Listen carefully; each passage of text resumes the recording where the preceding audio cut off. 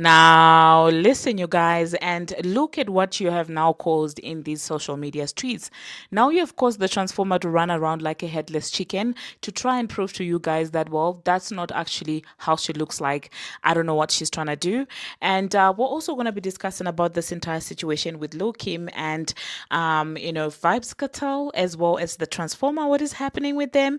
And Apple Music had a couple of words to say about who Nicki Minaj is in as far as the music industry is concerned. Meanwhile, Taylor Swift allegedly has got an album coming, and the Owls are crying because they feel like the director who directed Kendrick Lamar's Luther is betraying Drake. And we're going to be talking about all of that. Hello, tea lovers, and welcome to the Tea Plug. I trust you guys are doing well, and I trust you are doing great. Personally, I am doing great. You guys are doing extremely amazing.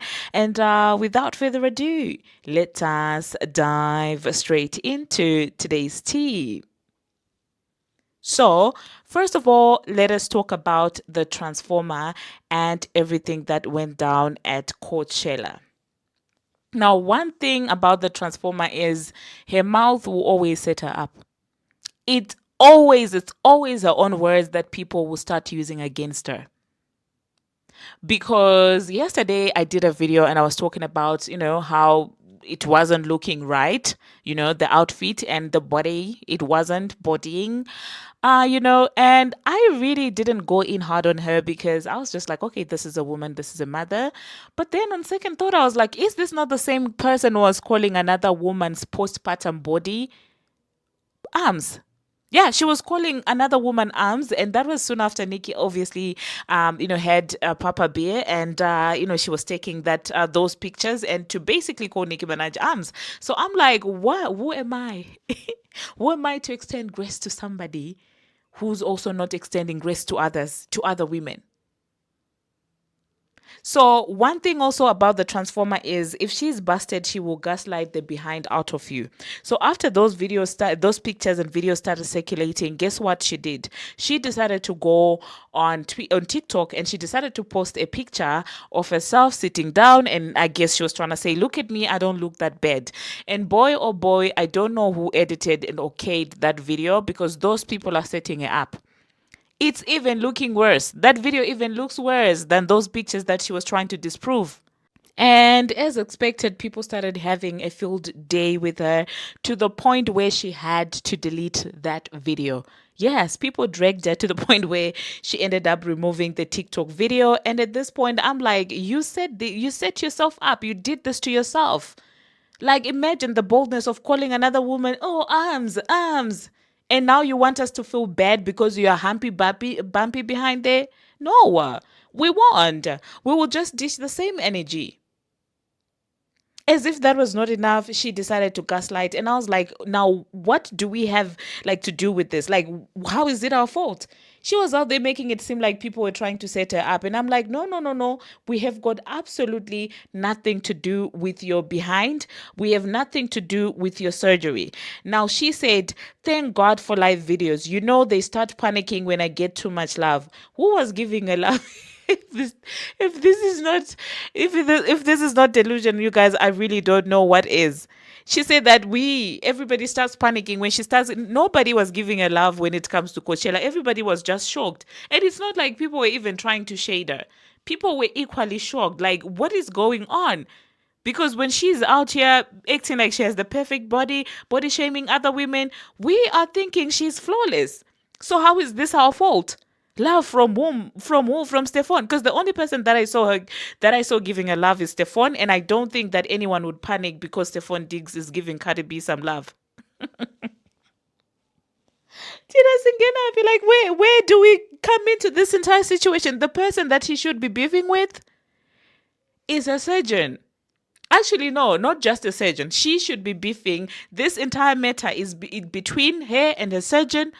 Actually, it's amongst her surgeon, Brad Gilbert. Yes, if you guys are wondering who Brad Gilbert is, that's the Getty Images photographer who took those pictures. Those are the people that she should be beefing with. Those are the people that she should have issues with, not to gaslight us. We are just ordinary civilians. We are just mere citizens who are equally shocked. Imagine if you are shocked by yourself, by your pictures, if you're also panicking looking at your pictures? Now imagine us. Your body is even shocking you yourself. Yet you continuously see yourself, I would like to believe, in the mirror. But in this moment, you were also panicking to the point where you had to post another video to try and rectify it. So if your body is shocking the owner, what about us? How is this our fault? How is this us panicking? This is Bragiza. Brad Gilbert did this from Getty Images. He's the one who did this. So please keep us out of our mess. If I were you, I would be taking the whole brim to the surgeon's house, because this is the person you need to be beefing with. Because why is he playing with you? She's always screaming on the internet saying, oh my God, this is the big brim. Don't play with me. Don't play with me. Yet you allowed somebody to play with your body like this. This man played on you. Woman, I don't know. So the person she needs to be squaring up with is Brad Gilbert or the surgeon, not us. What have we done? We have done nothing to you, Cardi B.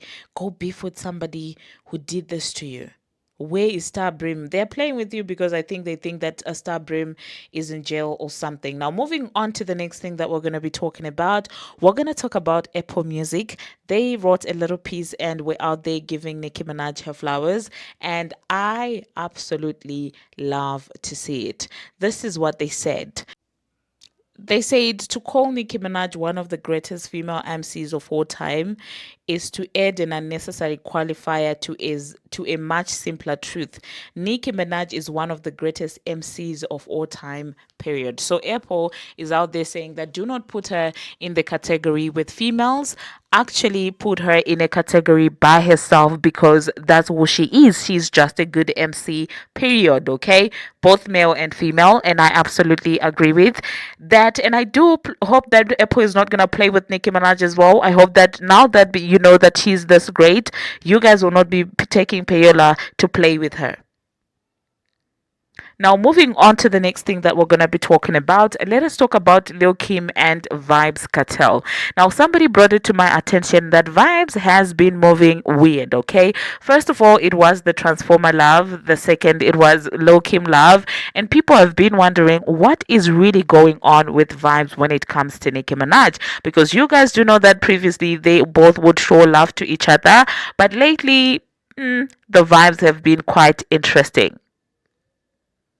So, for his recent show, he brought out Lil Kim to perform, and as usual, people, yeah, it's kind of questionable. But that being said, she came out, she performed, she did her thing, and at least there are people that are still, inviting her to perform and stuff like that. And I absolutely love that for her. But I do hope that Nicki moves carefully from now going forward when it comes to Vybz Kartel. I don't know if he's salty because Nicki has been working with a lot of other dancehall artists, or I don't know exactly. Maybe she denied a collaboration. You do know how people move when Nicki declines, their proposals. Like if they say, "Come work with us," and Nicki's like, "No, not now. I'm not in the good space." They are always quick to switch the sides in the quest to try and spite Nicki Minaj. But what they don't understand is that once you switch to that side, there is no going back.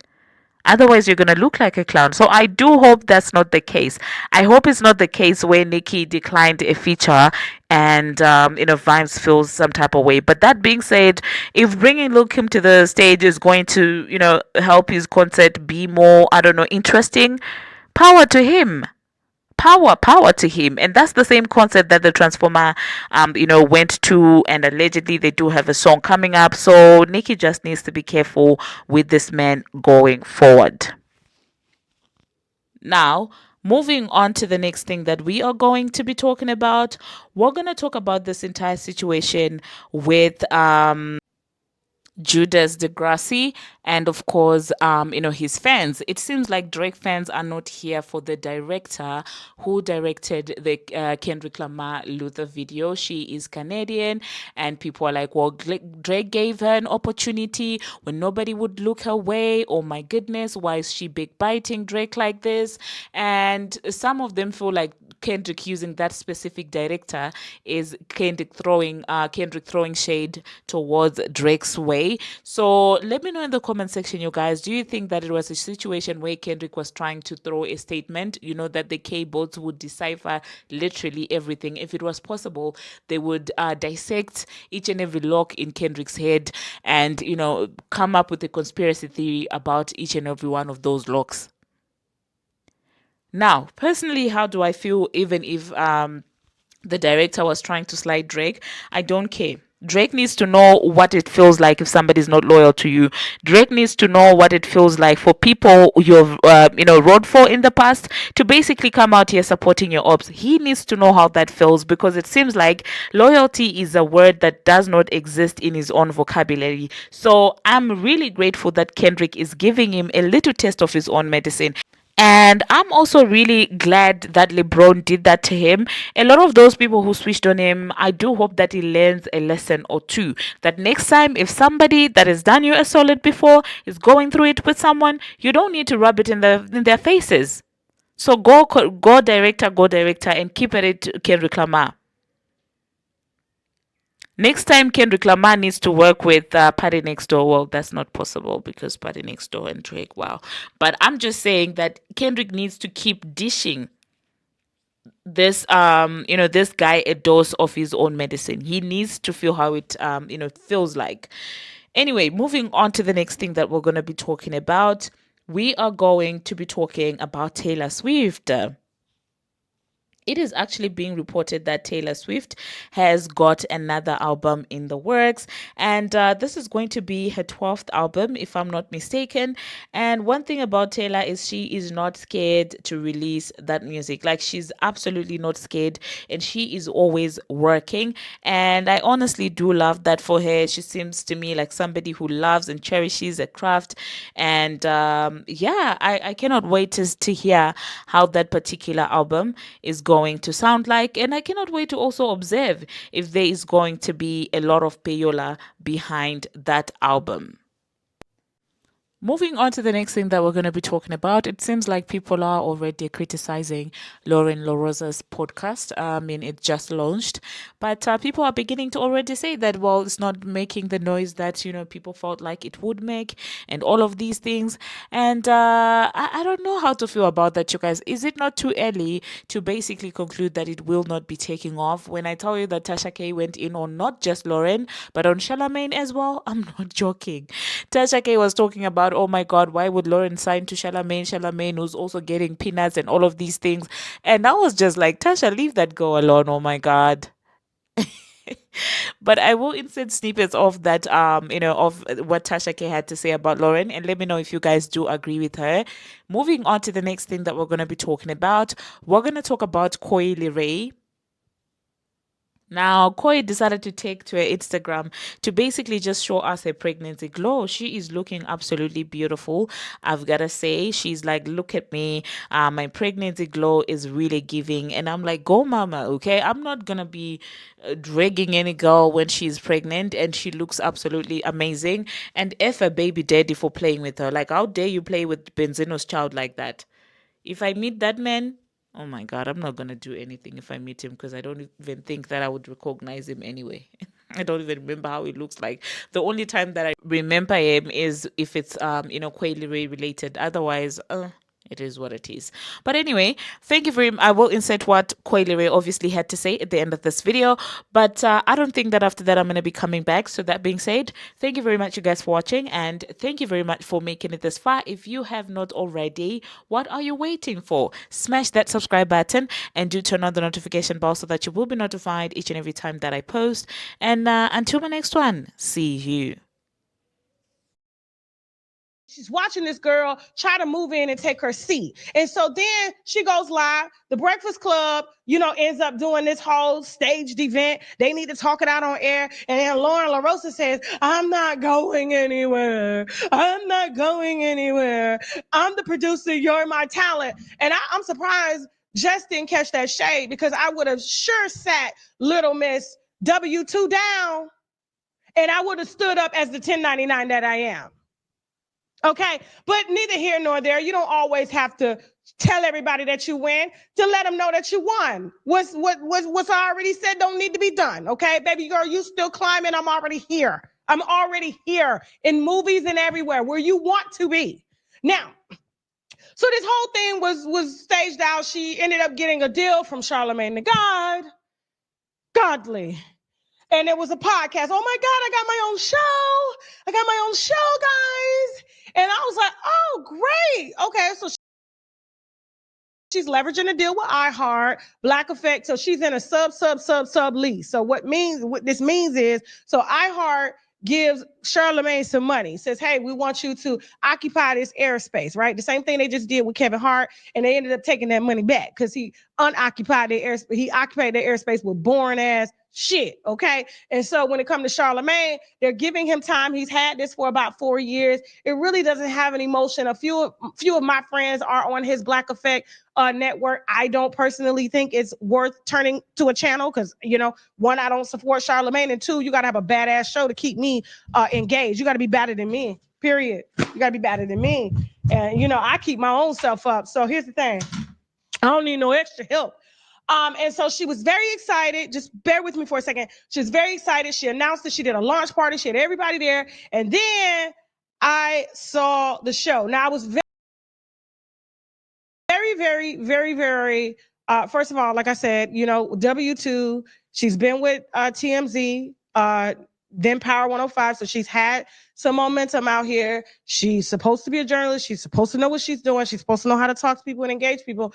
And so to see that she even signed to a dude that's signed to another nigga that's signed to another nigga, I can understand why she doesn't even have a full-on studio to do the podcast, because it's hard when the money is a little funny. You know what I'm saying? Because Charlemagne is giving pennies and he's supposed to be giving dollars, and you can tell in this production. So when she came out, her first episode did 79,000 views because it was right off of the, you know, the just hilarious, you know, just momentum. Right. And it was like these two girls, they're very talented. And then Jess was kind of being seen as equal as Lauren. Right. And it was like, oh, wow, because all of this background, she's watching. His lows are very low. Yes. I was reaching out to anybody I knew who had ever walked inside of the Breakfast Club. She was spirit channeling. She was spirit harvesting. That's why she was telling Jess on air, I'm not going anywhere.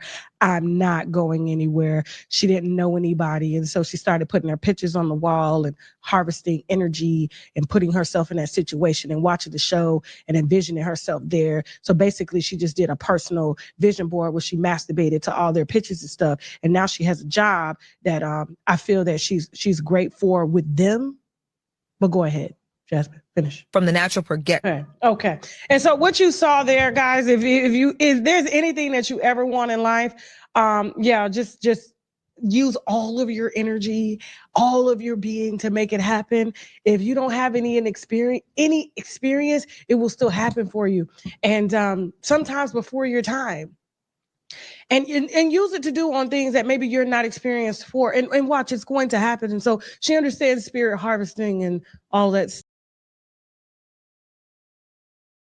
stuff, and you know, just good job on that. She should have explained it that way, but I get it. A lot of people, I'm like, oh, it's witchery, whatever. Okay, so here's the thing. So this whole, you know, fuss was being made, and when the episode came out, the first episode, it was an hour, you know, on her podcast. It got a lot of views, about 80,000. It was off of Just Hilarious's Noise. And then the second episode came out. Receipts are here because y'all are calling me a hater, but are her viewers haters? I just want to, you know, put that out because y'all always saying I'm hating, but then her audience is not supporting. Okay.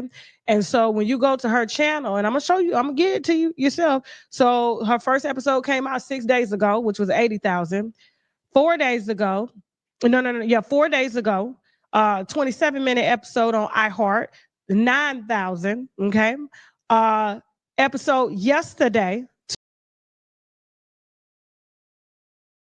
2 episodes yesterday, 3,000, and another episode today, yesterday as well, 2,000.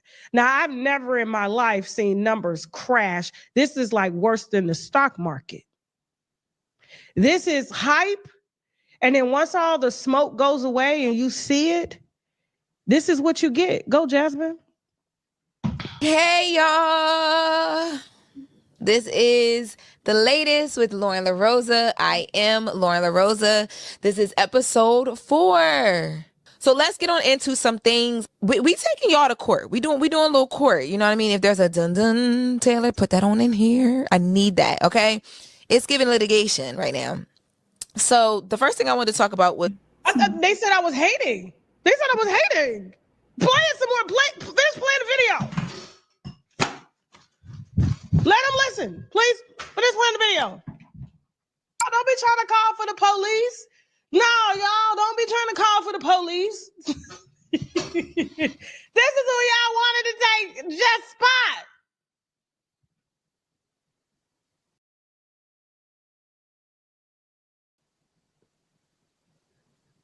Now, it sounds good when she with other people. You know how you playing double dutch when there's a conversation? It sounds good, but when it's by itself and all the smoke is clear and it's just you.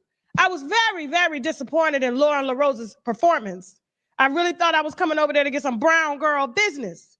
Not for real. You know, they trying to, you know, when you file a lawsuit, you really got to prove, you know, like they took money from you for real. And it felt like I was listening to my ex-assistant do a show.